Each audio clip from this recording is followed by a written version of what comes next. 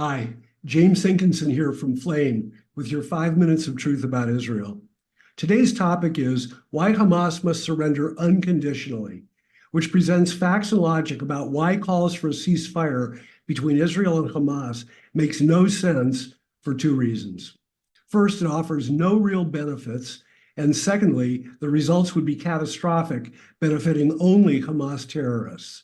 But here's good news. Surrender by Hamas solves all the problems created by this terrible, thankless war.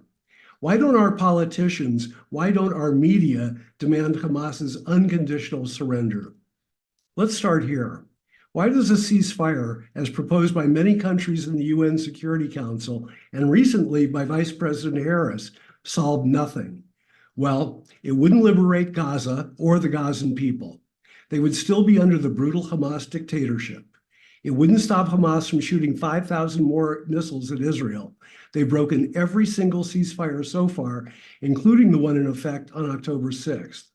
Finally, it wouldn't stop the killing of innocent Palestinians for more than a very short time. Above all, Israel would not get back all the hostages Hamas is holding, which is totally unacceptable.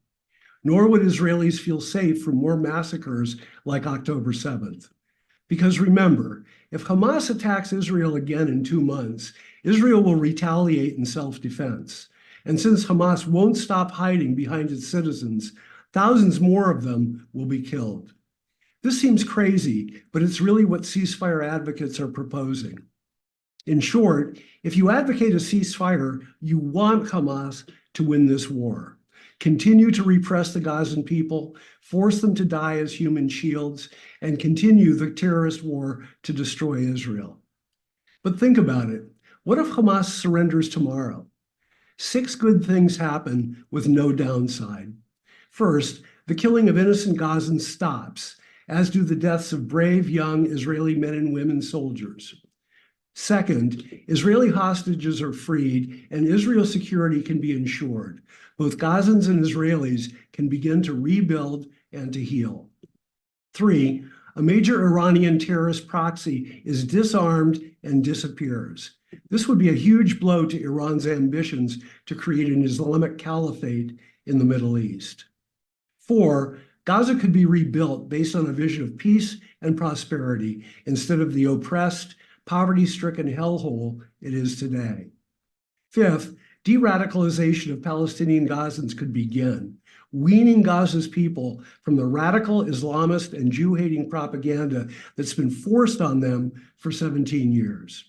Finally, this kind of amazing liberation in Gaza could serve as an inspiration for Palestinians in Judea and Samaria, the West Bank, moving them away from a focus on destroying Israel to political freedom, a thriving economy, and peace with its neighbor Israel. Best of all, it can open up the door for a two-state solution, which obsesses so many American pundits and politicians. In short, a ceasefire with Hamas is a non-starter, but Hamas's unconditional surrender resolves the killing and the conflict, and it promises a better future for the Palestinians, Israel, and the entire Middle East. Political leaders and media who want to help average Palestinians and average Israelis should be actively promoting surrender by Hamas. And that's the truth in 5 minutes. Thanks for tuning in to 5 minutes of truth about Israel from Flame, facts and logic about the Middle East.